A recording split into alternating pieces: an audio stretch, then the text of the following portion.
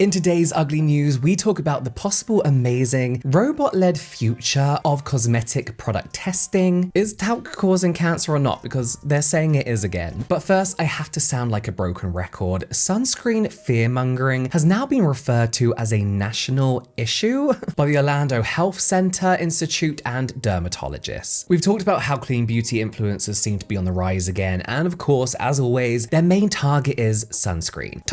Filled with toxins and chemicals and nasties, it's gonna kill you. Their DIY sunscreen videos, their anti-sunscreen videos, featuring them making sunscreen out of fucking beef tallow. Do not ask me about beef tallow, I don't want to talk about it. Avocado butter and beeswax. One viral clip from self-proclaimed transformative coach Jerome Tan shows him tossing around just your everyday commercial sunscreen and claiming that eating natural foods is going to help your body naturally protect itself from the sun, create its own internal sunscreen. And as we know, that's not true. There's no evidence to back this up. And this isn't just like fun, something a bit quirky to laugh about online. This is now becoming a real issue. A recent survey for the Orlando Health Cancer Institute revealed some concerning beliefs among young adults in the US. They found that 1 in 7 people think daily sunscreen use is more harmful than sun exposure. And nearly a quarter of those surveyed believed that staying hydrated can prevent sunburn. Oh my God, where did that come from? I've not heard that one before. Rajesh Nair, an oncology surgeon, spoke to Premium Beauty News, whose article I'm sharing here, stating that this is something to be really worried about. It says people buy into a lot of really dangerous ideas, and that puts them at added risk. And the impact from these kind of TikTok videos, viral Instagram videos, is very real. Another survey showed that fewer Americans are using sunscreen regularly. It went from 79% of regular users last year down to 75% this year. And this comes from people really questioning medical professionals, accusing them of all being paid by big pharma because they all want to kill you, and turning to self-proclaimed specialists and influencers who have no scientific education whatsoever. And people are believing them over the actual science because fear-mongering is more interesting and more viral, more clickable than science. Not in my opinion. I think the most prolific person we've seen do this is Gubba Homestead over on Instagram and TikTok. I believe her profile was banned for a bit and she had to like start again. I can't remember. She is a self-proclaimed conspiracy theorist who has a lot of interesting opinions. However, her videos about sunscreens really rack up and bring in the views. There's a video of her here where she pretends to understand science and how to read studies and scientific literature, which she of course doesn't. Of course, she's being debunked by Dr. Michelle Wong of Lab Muffin Beauty Science, who, if you have any questions about sunscreen, you need to check out her content. Michelle basically explains that these studies Gubba Homestead is quoting are A, not studies, and B, don't prove her point at all, which is what we see in most cases when people are quoting scientific papers. And we know beef tallow and fucking coconut oil and carrot seed oil, I don't know, aren't doing anything. Even if some recipes include zinc oxide, it's not making a sunscreen. You can't make sunscreen at home. It's a drug. So yes, again, speaking to the wrong audience, but my God. Actually, to be fair, under Gubba Homestead's videos, people are agreeing with her less than more so. And people seem to be grasping the concept of how you can't just read a study and pretend you understand it. You have to be educated in doing so. But still, these kind of videos get more traction than the factual videos because of virality, whether you agree with it or not, whether you're commenting because you agree or not. It just gives engagement, adds engagement, and the video spreads further and further along with the misinformation. The Daily Mail, I know, I'm sorry, I don't like them either, recently reported that a mother of 1 was left disfigured after spending 120 on fat dissolving injections that left her with a giant hole in her stomach. Julia Lanny ended up with a cricket ball sized abscess on her stomach after getting these fat dissolving injections, which of course led to emergency surgery. Julia, who is 58, paid £120 for 16 Aqualix injections. It will be way more expensive than that if you were going to someone reputable. She really wants to boost her body confidence, and I get it. You see these kind of injections. So if for those who don't know, Aqualix is basically like a fat dissolving injection. I believe it blows you up a little bit. I had something very similar. I'll talk about that in a minute. You kind of swell up and then the swelling goes down, and then it's meant to basically flush out the fat and you like wee it out or something. I don't know. It does seem like a quick fix to losing weight. However, just weeks after having these injections, Julia developed a massive abscess above her belly button and had to be rushed to hospital. While she saved a fair bit of money on these injections, this whole ordeal left her £2,500 out of pocket due to missing work because of this huge thing on her stomach. And whilst Aqualix, which kind of market themselves as surgery-free liposuction, has been time and time again and is relatively safe when done by the right people who are educated to do the right thing, there is still, as with everything, a rare risk of infection or abscesses, along with pain in the general area, bruising, swelling, discomfort, the usual when you get injectables, right? Julia said that the treatment was life-changing in completely the wrong way. She wanted this to feel more confident in her body, and whilst the abscess has been described as everything from a golf ball to a cricket ball, she said that it felt more like a baked potato, while the surgeon described it as a small cabbage. As I mentioned, we shouldn't immediately judge these people who go for these what seem to be get skinny quick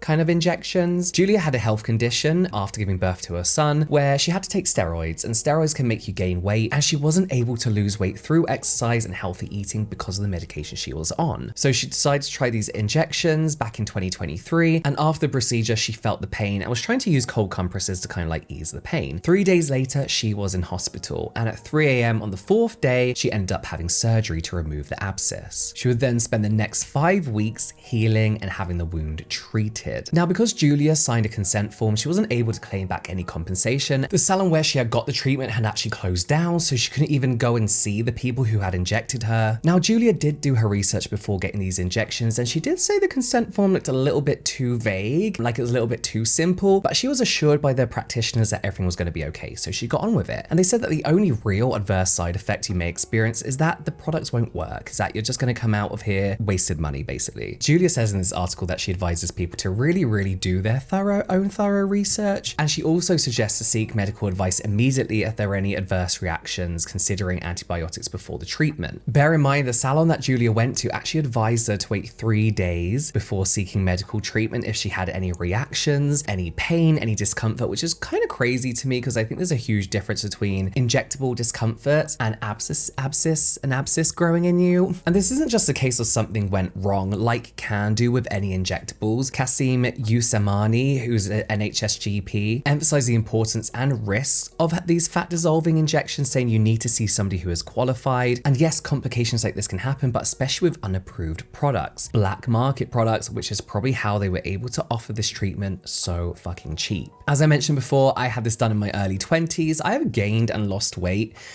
like this throughout my whole life. I hope to keep it off this time. My IBS is in check. I feel so much better. But when I got this done in like my mid-20s, it's because I always have this like double chin that never goes, like no matter what I do. It's just there. I don't care about it anymore, but it was a big deal to me for some reason at the time. I think it was Aqualix that we've used. I can't remember, but basically it didn't work for me. My chin swelled up. Nothing happened because I didn't change my lifestyle along with it. I thought this was going to be some magic fat dissolving product, and it wasn't. But yeah, I hate to say it, but if there's a bargain to be had, it's probably not good to go for. It's probably not good to go for. There seems to be some very good news when it comes to the future of product testing and animal testing potentially. Well, it is really fucking creepy, but also some good news. Researchers at the University of Tokyo have grown self-healing human skin cells in the shape of a human face. It's both cute and fucking terrifying at the same time. They've given it eyes, which is terrifying. Not only that, but they've actually devised a way to attach this living skin tissue to robotic faces and make them smile, manipulating living skin for the first time. Now you may think, what has this actually got to do with cosmetics? Why is it interesting? Why are we bothered? Well, this could potentially change the world of cosmetic research forever. Bodily research. I'm not a scientist. I don't know the subcategories. Bodily research in general. They'll be able to not only test new ingredients and cosmetics on actual living self-healing skin tissue without having to get human volunteers, but this could completely eliminate once and for all the need for animal testing in cosmetics. They also say that this can actually help surgeons study surgical procedures more in depth, and potentially in the future, with the way their research is going, depending on how far this goes, this could eliminate animal testing in medicine too. It's the somewhat terrifying looking start of a very hopeful future in the testing of cosmetics. Right, so is talc causing cancer or not? Because we've been through this, but as recent as as July the 5th, 2024, the International Agency for Research on Cancer, who are part of the